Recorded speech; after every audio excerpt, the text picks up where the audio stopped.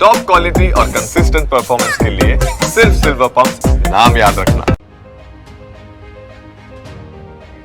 નમસ્કાર, અત્યાર સુધીના તમામ મહત્વપૂર્ણ સમાચાર સાથે હું છું જિજ્ઞાસા।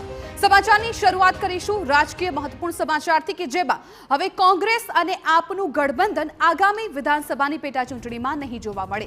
ગુજરાતમાં જે રીતે ત્રીજા રાજકીય પક્ષને ક્યારેય જનતા સ્વીકારતી નથી અને એટલે જ ભલે રાષ્ટ્રીય સ્તરે કોંગ્રેસ અને આમ આદમી પાર્ટી એક હોય, પરંતુ ગુજરાતમાં આવનારી 2 બેઠકોની પેટા ચૂંટણીમાં કોંગ્રેસ આપ એક સાથે નહીં જોવા મળે। વિસાવદર અને કડી 2 વિધાનસભા ધારાસભ્ય વિનાની છે અને ટૂંક સમયમાં અહીં પેટા ચૂંટણીની તારીખની જાહેરાતો થઈ શકે છે।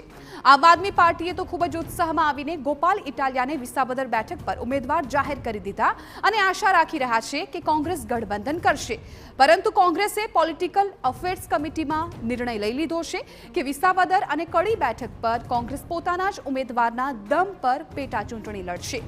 કોંગ્રેસ આમ આદમી પાર્ટી સાથે કોઈ પણ પ્રકારનું ગઠબંધન કરવા હવે ગુજરાત સ્તરે તો તૈયાર નથી જ।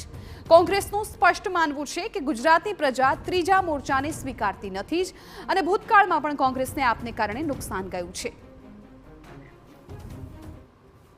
આમ આદમી પાર્ટી ને એક હવા ઉભો કરીને 11% મતો તોડીને કોંગ્રેસ પાર્ટીને જબરજસ્ત નુકસાન કર્યું એમણે, પરંતુ ગુજરાતી મતદાતાએ એમ છતાં વધારે મતો તો કોંગ્રેસને જ આપ્યા।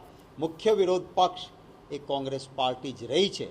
આ સંજોગોમાં વિસ્તૃત ચર્ચાના અંતે ગુજરાતીઓના હિતમાં કોંગ્રેસ પક્ષે નક્કી કર્યું છે કે વિસાવદર અને આ બંને બેઠકો કોંગ્રેસ પક્ષ પોતાના સિમ્બોલ પર મજબૂતીથી જીતવા માટે લડશે। તો ગયા વખતે પણ 2022ની ચૂંટણીમાં પણ આમ આદમી પાર્ટીએ 14% મત ઓવરઓલ અને આદિવાસી અને સૌરાષ્ટ્ર વિસ્તારમાં 25% મત મેળવ્યા છે। એટલે એ વાત બધાએ ભૂલી જવી જોઈએ કે ગુજરાતમાં ત્રીજો પાર્ટી એક જ પાર્ટી હવે છે ગુજરાતમાં જે મજબૂતાઈથી લડી શકે છે ભાજપની સામે, ભાજપની અજગર જેવી બરડાને તાનાશાહીથી ગુજરાતની જનતાને છોડાવી શકે છે, તો એ આમ આદમી પાર્ટી છે।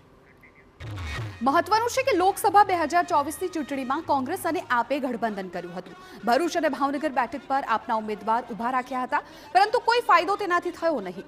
2022ની વિધાનસભા ચૂંટણી વખતે પણ સત્તાવાર નહીં, પરંતુ સમજૂતી રીતે તો કેટલીક બેઠકો આપને આપી હતી જ્યાં કોંગ્રેસના ઉમેદવાર ઉભા રખાયા ન હતા, જેમાં પણ અંતે કોંગ્રેસના જ મત તૂટ્યા હતા।